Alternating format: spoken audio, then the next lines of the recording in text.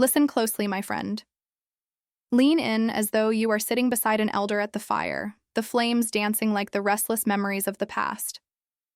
I want to tell you a story. Not just any story, but one that has followed me through the years like the echo of a voice I could never quite forget. It is about mysteries. Not the kind that books neatly resolve or films tie with ribbons of certainty, but the kind that linger, heavy in the chest, whispering in the silence of night. These are the mysteries that leave behind fragments, chilling pieces of evidence that refuse to fade, as if the truth itself is waiting for someone brave enough to see. It began in a quiet village where the air was always scented with pine, and the river hummed its eternal song. People there lived simple lives, doors left unlocked, neighbors waving from porches, the sound of laughter spilling into the dusk. But beneath that peace lay a shadow, an unanswered question that spread across generations. At the heart of this story is a young woman named Alara. Her name even now feels like music meant for the stars. She carried within her a gentleness that made even strangers pause, as though they'd stumbled upon a rare flower growing in an unexpected place.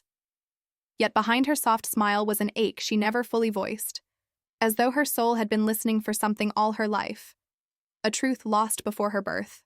Alara grew up hearing whispers about her grandmother's disappearance. It was the village's most enduring mystery. One fog-heavy night, decades ago, her grandmother Miriam had walked into the forest carrying only a lantern and never returned. No body was found, no belongings left behind, except one single clue. Days later, a lantern was discovered deep within the woods, its glass unbroken, the wick still wet with oil, as if it had been extinguished moments before being set down. That lantern became the symbol of Miriam's vanishing. A chilling piece of evidence that refused to yield answers. Villagers told and retold the story in hushed tones, each shaping it into something half folklore, half warning. Some swore they saw her spirit near the river on moonlit nights. Others believed she had been taken by forces unseen.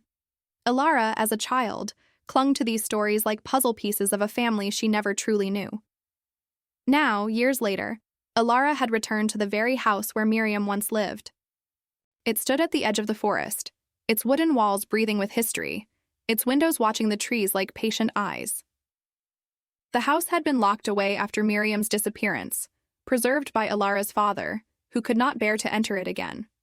But now it belonged to her, and with it, the burden of the mystery.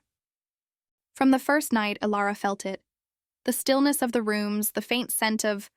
The nights in the old house grew longer, heavier, as though the silence itself was pressing against Alara's chest. She lit a single candle in the parlor each evening, whispering to herself that it was only light she needed, but deep inside she knew. The flame was also a prayer for answers, a prayer for connection, a prayer for the grandmother she had never known, but whose absence shaped every shadow in her family's story. The first true sign came on the 7th night. Alara had been sorting through a box of Miriam's belongings, faded handkerchiefs, brittle letters, photographs whose edges curled like autumn leaves. At the bottom, wrapped carefully in cloth, she found a small leather-bound journal. Its cover was cracked, but inside, the ink was still alive, each word written in a hand both delicate and strong. The entries began simply. Notes about daily life, the weather, the laughter of neighbors. But soon the tone shifted. Miriam had begun writing about dreams. Dreams of the forest calling her by name. Dreams of a lantern that would not stay lit, no matter how often she sparked the flame. Dreams of someone waiting beyond the veil of trees. Alara read late into the night, the candle burning lower and lower. Her heart beat with both fear and longing. She felt as though Miriam were speaking to her directly, across time, urging her to listen. And then she found it. The final entry, written the very night Miriam disappeared. If you find this, know that I go to meet what waits for me.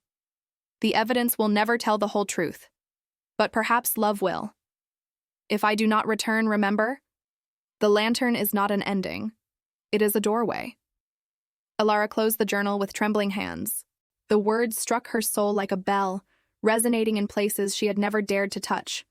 The lantern was not just evidence of a disappearance. It was a message. a doorway. That night, she dreamed. She saw her grandmother walking into the forest, lantern glowing warm against the mist. She followed her, though the dream was thick with fog and silence. At last, Miriam turned, her face radiant with both sorrow and joy. "Alara," she whispered, "you carry what I could not finish." And then the lantern's light burst into countless stars, filling the forest like a sky reborn. Alara awoke with tears on her cheeks. She knew what she had to do. At dusk the next evening, she took her own lantern, the very one found in the woods years ago, now cleaned and polished, and stepped into the forest. Each step cracked leaves beneath her feet, each breath a thread pulling her deeper into something ancient. The trees closed in, whispering as though they remembered her grandmother's footsteps. Hours seemed to pass, yet time felt suspended. Finally, in a small clearing, she saw it, the very spot where the lantern had been discovered. Her heart thundered, but she did not hesitate. She set the lantern down just as Miriam had, and in that moment, the air shifted. The flame flickered, then grew impossibly bright, casting light not outward, but inward, into her memories, her heart, her very soul.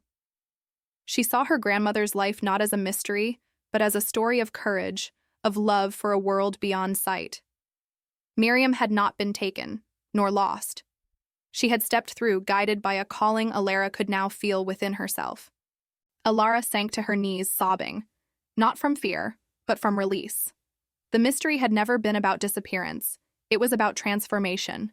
The chilling evidence, the lantern, the silence, the unanswered questions, had been pieces of a larger truth, that love is not bound by time or place, and that some doors can only be opened by trust. When she rose, the clearing was quiet again, but her heart was full.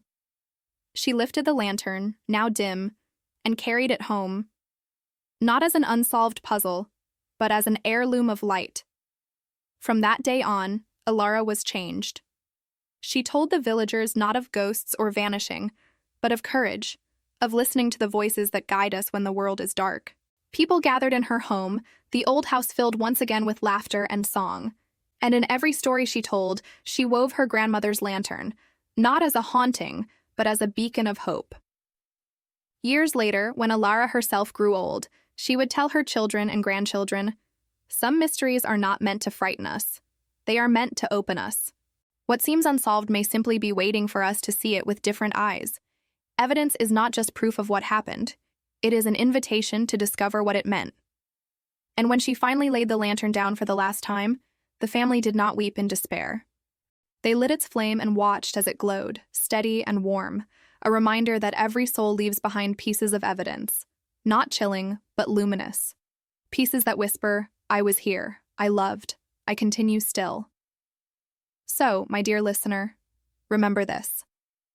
When life hands you mysteries you cannot solve, when the evidence feels cold and unyielding, step closer.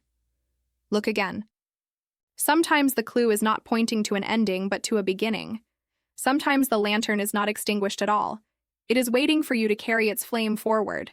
And in that light, you will find that the greatest mystery of all is not disappearance, but the endless endurance of love.